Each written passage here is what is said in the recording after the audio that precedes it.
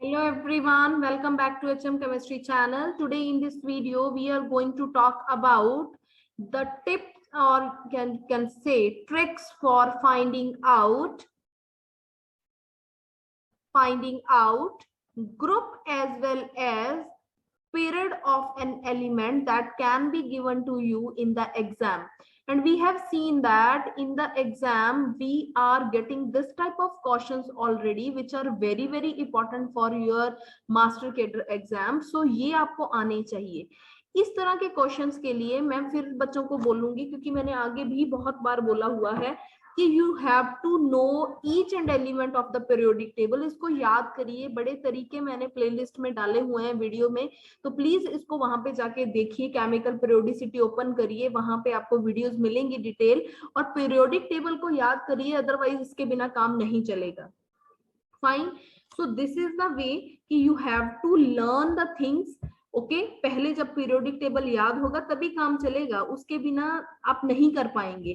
Fine. Now आपको ये सभी को पता है कि ये यहाँ पे एस ब्लॉक है हमारा, बीच में हमारा डी ब्लॉक होता है, और यहाँ पे बात करें तो पी ब्लॉक, और पीरियोडिक टेबल के नीचे वाली साइड पे होता है हमारे पास एफ ब्लॉक, अगर हम जर्नली बात करें तो.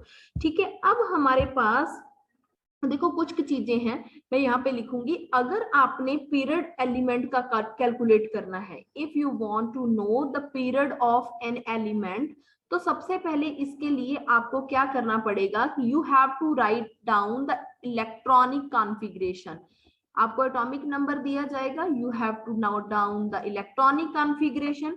इलेक्ट्रॉनिक कॉन्फ़िगरेशन लिखने के बाद आपको वहां पे ये देखना पड़ेगा कि how many maximum number of electrons, ठीक है, are present in the outer most shell.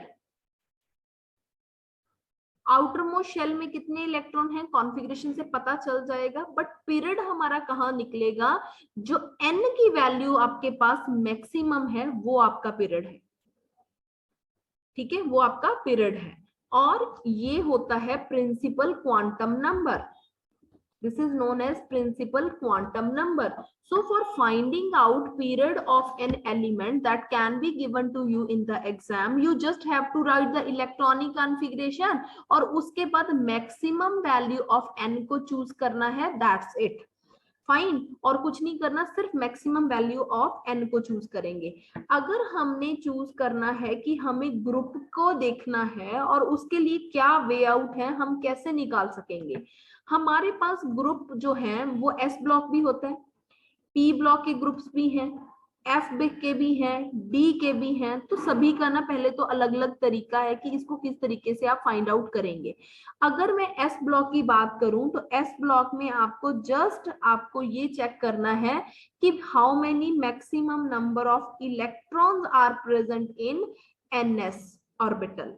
P के लिए आपने नंबर ऑफ इलेक्ट्रॉन्स काउंट करने हैं, that is present in ns plus np, और उसमें बीच में 10 ऐड कर देना है.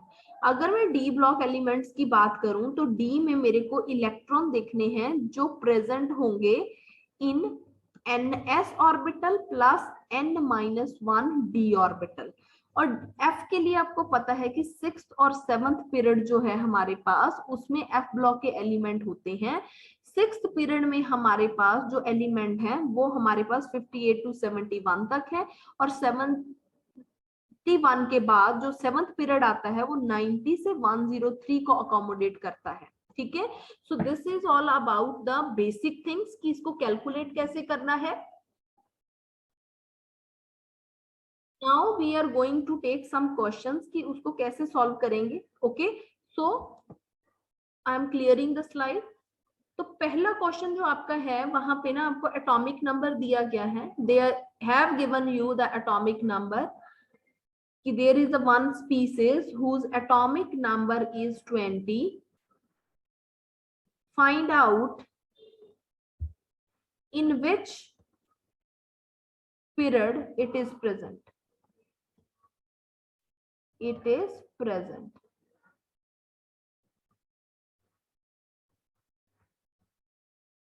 These are the options. So how to do that? I already conveyed this thing कि whenever we are having the atomic number given, Z is the atomic number, Z is given, it is 20. First thing that you have to do, you have to just write down the electronic configuration. So can you write this? It is 1s2, 2s2, 2p6, 3s2, 3p6, 4s2. I have written. For finding out the period of element, क्या निकालना है? Period निकालना है यहाँ पे। तो period के लिए मैंने ऑलरेडी आपको बोला था कि you have to write down the configuration, उसके बाद आपने चेक करना है मैक्सिमम नंबर ऑफ एन, मतलब कितना है यहाँ पे। तो चेक करिए मैक्सिमम नंबर ऑफ, ये जो आगे लिखे हुए हैं ये एन की वैल्यूज हैं सारी, प्रिंसिपल क्वांटम नंबर है ये, और इसमें सबसे ज्यादा वैल्यू किसकी है? 4 की। तो 4 हमारे पास आ गया exact answer. So you can write down कि ऑप्शन नंबर ए जो है हमारा वो करेक्ट है। ठीक है, उसके बाद next question we are doing, कोई एलिमेंट है, okay, whose atomic number is given, element whose atomic number is given and atomic number is 15 and mass number is 31. Mass number is 31. It is present in 4 options are given. Group 5th, okay, period 3. Group 5th, you can note down period 4. Then group 15, period 3. Group 15, period 4. So these 4 options are given. Then how to do that? वैसे तो देखते सारी पता चल रहा है कि 15 दिया है और ये है 31 और ये फास्फोरस का होगा। ठीक है, तो बाकी हम देखते हैं कि कौन से ग्रुप से है या कैसे है। नाइट्रोजन फैमिली से बिलोंग करेगा, 15th ग्रुप होगा। I'll write down the electronic configuration. Whenever we are writing the configuration, it is 1s2, 2s2, 2p6, 3s2, 3p6, 4s2। ठीक है, ये कितनी बन गई? 20। But we have to write 15 atomic number, तो इसको कम करके मैं इसको लिखवा देती हूँ दिस वन। ठीक है, अब यहाँ पे ये तो पता है कि अगर मैंने पीरियड का पूछा आपसे, तो पीरियड के लिए मैंने बोला था maximum number of quantum number जो है प्रिंसिपल क्वांटम नंबर, वो चेक कर लो, वो तो 3 आ गया। अगर मैं ग्रुप की बात करती हूँ तो पहले ये चेक करो कि ये इलेक्ट्रॉन कहाँ गया, लास्ट इलेक्ट्रॉन कहाँ एंटर कर रहा है? पी में। तो पी वाला फॉर्मूला लगेगा क्या? ns plus np plus 10। n check करो, p के आगे 3 लिखा है ना, तो s के आगे भी 3 लिखा हुआ है, तभी ये फॉर्मूला बना। तो चेक करो कितने हो गए। वैलेंस शेल में जब भी आप लोगों ने इलेक्ट्रॉन गिनने होते हैं, तो मैं थोड़ा सा आपको रिमाइंड करवा दूं, आपको ये दोनों गिनने होंगे। यहाँ वैलेंस शेल में कितने? 5। जो सेम क्वांटम नंबर वाले हैं उन दोनों को गिनना है वैलेंस शेल में। तो यहाँ ns में 2 है, इसके 3 है प्लस 10, तो यहाँ पे 15th ग्रुप और 3rd period it is the right answer. Okay, nitrogen family से बिलोंग करता है, तो इस तरीके से इस चीज को आप सॉल्व करेंगे। ये बहुत इंपॉर्टेंट है, बड़े बार पेपर में क्वेश्चन आए हुए हैं। सो आई होप कि इस बार भी इस तरीके का क्वेश्चन आपको पेपर में मिल सकता है। So next question we are doing, identify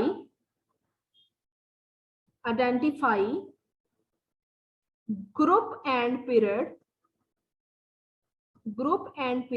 of an element having atomic number Z equal to 25 in the periodic table. Means both work you have to do. You have to find out the period as well as group. So first of all, if I am talking about period, for finding out period, what we have to do, we have to write down the electronic configuration and what configuration it is having. So you can write down, it is having 1s2, 2s2, 2p6, 3s2, 3p6, 4s2, 4p, 3d5, 3d के electron आएंगे। तो यहाँ गिन लेते हैं 10, 10, 20 और 5। ये D block का एलिमेंट है। कैसे पता चला? लास्ट इलेक्ट्रॉन मैंने देख लिया कहाँ गया, तो ये डी ब्लॉक से बिलोंग करता है। पहली बात तो ये क्लियर हो गई। यहाँ पे ये क्लियर हो गया कि ये इसकी इलेक्ट्रॉनिक कॉन्फ़िगरेशन है। पीरियड के लिए मैंने बोला था, what you have to check maximum number of N. Maximum number of principal quantum number. तो चेक करिए, इसमें कुछ ऐसा लास्ट नहीं होता, बीच में भी ये पहले फिल हो जाता है। तो देखिए यहाँ पे मैक्सिमम नंबर क्वांटम नंबर कितना है, 4 है। ठीक है, तो 4th तो आ गया इसका पीरियड। अब अगर हम बात करें कि यहाँ पे ग्रुप नंबर कौन सा है, तो ग्रुप के लिए मैंने आपको ये बताया था कि first of all you must know कि ये किस ब्लॉक में आ रहा है। तो इसके लिए आपको देखने से पता चल गया कि लास्ट इलेक्ट्रॉन डी में जा रहा है, तो डी ब्लॉक वाला फॉर्मूला यहाँ पे आप अप्लाई करेंगे। और डी ब्लॉक वाला क्या फॉर्मूला था हमारा, कि number of electrons present in ns orbital plus n-1d। ठीक है, तो करिए, देखिए यहाँ पे number of electron in ns, अगर मैं ns की बात करूंगी तो देखिए क्या होगा यहाँ पे, देखिए, हाँ ठीक है, ns प्लस n-d। ns मतलब लास्ट वाले ही चेक करने हैं आपने, ये हो गया ns और ये हो गया n-1d। n की वैल्यू 4 थी तो 4s, तो n-1 किया तो 3d, वही आ गया ना। तो कितने इलेक्ट्रॉन प्रेजेंट है s में, चेक करिए इसके ऊपर वाला नंबर 2। n-d में कितने इलेक्ट्रॉन है, 5, तो कितना ग्रुप आ गया, 7 ग्रुप। तो this is very very important कि you just know the formula and how we are writing the things, that is more important, क्योंकि पेपर में ये पूछ सकते हैं, बहुत important। Fine, so now the next thing that I am going to give you is the another type of question। ठीक है, जिसमें हमें दो एलिमेंट्स दिए गए हैं x और y, और उनका जो एटॉमिक नंबर दिया गया है, फर्स्ट का मेरे पास है 10 और दूसरे का एटॉमिक नंबर जो मेरे पास गिवन है दैट इज 14। ठीक है, एटॉमिक नंबर दैट इज 14। ठीक, अब हमने क्या पूछ रहा है कि बताओ जी कौन सा ग्रुप है इन दोनों का।